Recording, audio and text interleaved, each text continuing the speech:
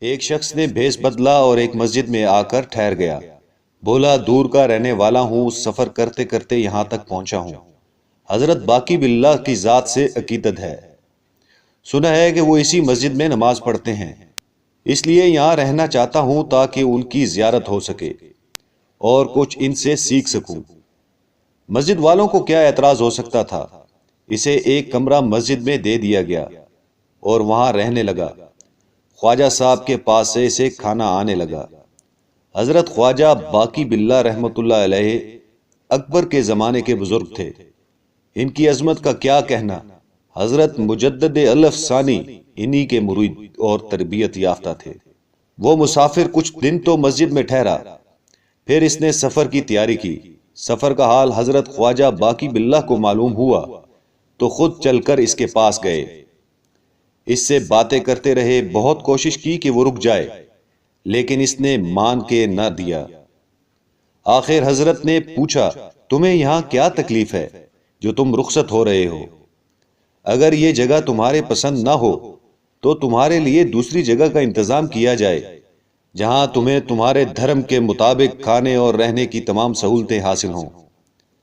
یہ بات سن کر وہ بڑا سٹ پٹایا۔ وہ تو سمجھتا تھا کہ اس نے ایسی اچھی طرح بھیس بدلا ہے کہ کوئی اسے پہچان نہ سکے گا۔ وہ اپنے دل میں کچھ برے ارادے لے کر آیا تھا اور موقع کی تلاش میں تھا کہ حضرت کو نقصان پہنچائے۔ دل تو اب بھی اس کا صاف نہیں تھا، لیکن اب وہ حضرت کی جان کا لاگو نہیں رہا تھا۔ حضرت تبلیغ دین کا کام کرتے تھے اور یہ شخص جو مسلمان نہیں تھا چاہتا تھا کہ دین پھیلانے کا جو کام حضرت کر رہے ہیں وہ رک جائے۔ سیرت باقی میں ہے کہ جب اس شخص نے دیکھا کہ اس کا بھید کھل گیا ہے تو لگا باتیں بنانے۔ بولا، آپ دیکھتے ہیں مسجد میں رہتا ہوں، نماز پڑھتا ہوں، مسلمانوں کے یہاں کی پکی ہوئی چیزیں بھی کھاتا ہوں، پھر آپ یہ کیوں سمجھتے ہیں کہ میں مسلمان نہیں ہوں؟ دوسرے کا راز ڈھانپنا بڑی شرافت کی بات ہے۔ یہ کام صرف وہی کر سکتے ہیں جو اللہ سے ڈرتے ہیں۔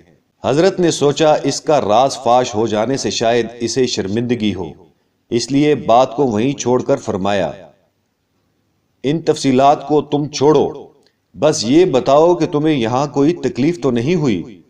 حضرت نے جب بات کا رخ پھیر دیا تو اسے بڑا احساس ہوا۔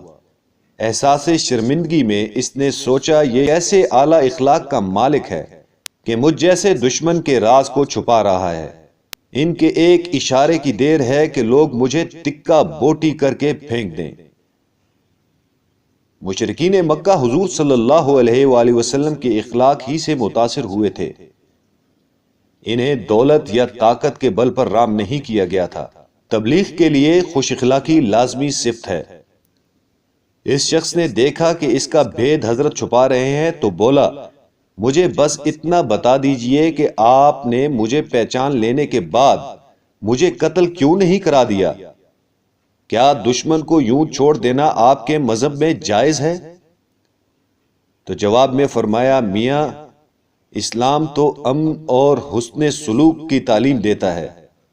اگر میں نے تمہارے کھانے پینے کا خیال کیا تو کیا؟ اللہ تعالیٰ سانپ بچھو کو بھی رزق دیتا ہے۔ یہ بات سن کر اس کے دل کو ایسی لگی کہ وہیں اس نے توبہ کی اور حضرت کے ہاتھ پر ایمان لے آیا۔ سوچئے حسن و سلوک کا کیا کچھ اثر ہوتا ہے۔